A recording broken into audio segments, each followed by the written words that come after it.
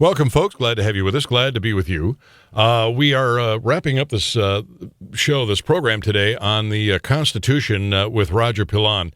Brian, can you podcast this at GaryNolan.com or someplace on the... Yeah, we can certainly do that. People are going to want to download this because it is 3 hours of information about the Constitution, the Declaration of Independence, about the Federalist Papers, the visions of the Founding Fathers, that you're just not going to get anywhere else. Roger Pilon is, frankly, he's our professor for the day. He is the founder and director of the Cato Institute Center for Constitutional Studies. Roger, we talked about all the changes, or at least most of the most important changes, and different interpretations of the Constitution. In order for us to get back to that limited government, some major changes have to happen, and a lot of them have to do with the Supreme Court, do they not? I mean, there's no other way to reestablish liberty in this country if the Supreme Court doesn't reverse some of their earlier decisions from 1937, 38, 43, etc. Is that a likely possibility? Does it all rely on politics? Well, ultimately, it's going to rely on politics, and that's exactly as the founders had it, because after all, who gets on the court is a matter of politics, and that's why elections are so important. But we've covered a lot of ground in these segments, Gary, so let's try to draw some of this together and address the issue of how it is that we restore limited constitutional government. We began with the Declaration and the vision of liberty that was set forth in that document. We went to the Constitution to see how it incorporated that vision, especially through the idea of a limited government with enumerated powers. We saw how that vision was completed with the Civil War amendments, and then how things were turned upside down by the fundamental change in the climate of ideas of the progressive era, whereby the social engineers came to the fore. The idea was that we were to be governed by elites trained at the schools in the Northeast, serving in bureaucracies, and that was institutionalized by the New Deal constitutional revolution in 1937 and 38. And since then, we have had Leviathan, essentially, with ever-growing government, with ever greater debts for our coming generation, and ever-growing dependence upon government from cradle to grave. The idea that your health care, your retirement, and so much else is a function of government today would have been anathema to the framers. So how can we restore some of the ideas of the founders? Well, it turns out the court can't do this alone because we're too far down the road. I mean, frankly, I'll put it bluntly, Social Security, Medicare, Medicaid, these are all unconstitutional programs under the Constitution as it was written and understood. There's no authority for these kinds of things.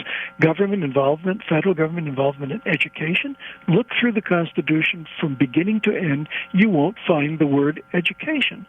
All of this was meant to be done mostly in the private sector or to some extent at the state level. That's what freedom is all about, the right to plan and live your own life, not to be required to do it through government, as is done through socialist countries or through in fact, all of the countries in Europe, and have been for many, many years.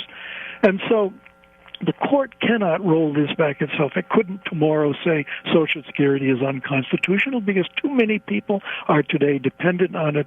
They paid in all their lives, and this is what they are going to have to rely on in their retirement. And so what we have to do is, first of all, realize that the only way these programs can be changed is through the Congress, and that's going to have to follow from a fundamental shift in the climate of ideas.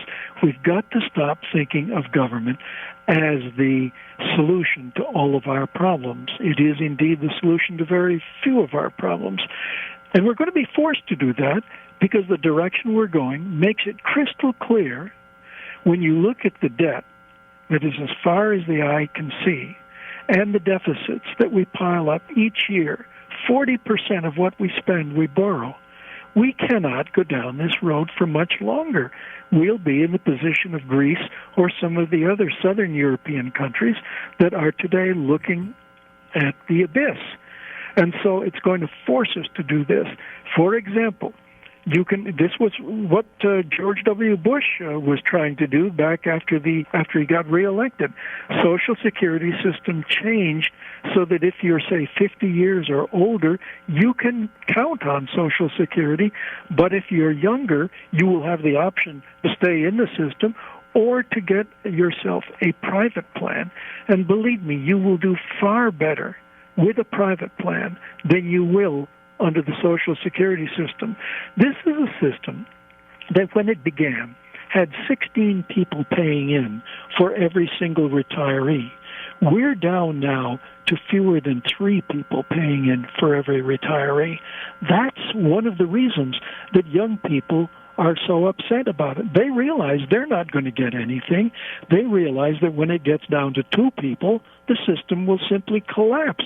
You can't have 2 people working so that one person who's retired can enjoy the benefits of those 2 people working. We have the 13th Amendment relating to slavery, which ended that kind of system. But you see, we're going to be forced to face these questions. We should have faced them long ago. It's not going to be long before we have to face them, but it's going to take a change in the climate of ideas. You've got to stop looking to government, to Washington, or to Springfield, or to wherever your capital is, as the way to bail you out of whatever problems you have. That trajectory, at the end of that, is bankruptcy, both financial bankruptcy and moral bankruptcy. You know, the irony of this is most people don't realize Congress can end Social Security tomorrow. It isn't a guarantee. It's not really insurance. It is, as the Supreme Court, I believe, ruled, just a tax. It is a tax, and it is not a right. So and they can change it at any time. Yep. And the same is true with all the Medicaid, Medicare, all of those things. But we are headed down what's disappointing to me is I look at people in Greece who are in that position and they're still clamoring. They still think they can get it. Hopefully Americans will not be so recalcitrant. They'll realize that they can't. Roger Pilon, thank you so much. It's been a fascinating 3 hours. Well, you're quite welcome. It's good to have been with you, Gary. Roger Pilon, you can find more about him at the Cato Institute website. He is the founder and director of their Center for Constitutional Studies. I hope that you have all had a fabulous holiday. I hope that you've recorded this because I think it's been absolutely fascinating.